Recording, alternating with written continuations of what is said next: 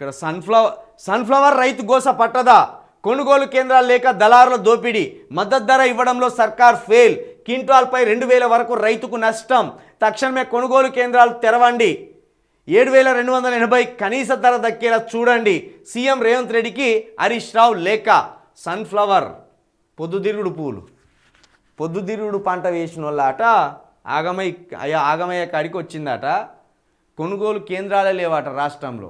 ఈ పొద్దుతిరుగుడు పంట ఒకనాడు మొత్తం రాష్ట్ర వ్యాప్తంగా పెద్ద పంట ఇది. వరంగల్లో కూడా అనేక ప్రాంతాలలో పండించేది, అనేక గ్రామాల్లో మండలాల్లో. ఇప్పుడు అరుదు ఇక్కడ పొద్దుతిరుగుడు ఇప్పుడు పండించడం అనేది అరుదు, పెద్దగా లేదు. కానీ ఉన్న వాటిని కూడా ఈ రాష్ట్ర సర్కారు కొనుగోలు కేంద్రాలు లేకుండా ఈ పొద్దుతిరుగుడు పంట వేసిన రైతులను ఇబ్బంది పెట్టే ప్రయత్నం చేస్తున్నది. ఇక వాటికి కొనుగోలు కేంద్రాలు లేవు, మద్దతు ధర లేదు. క్వింటాలు 2000 వరకు ఈ పొద్దుతిరుగుడు రైతులు నష్టపోయే అవకాశం ఉన్నదట.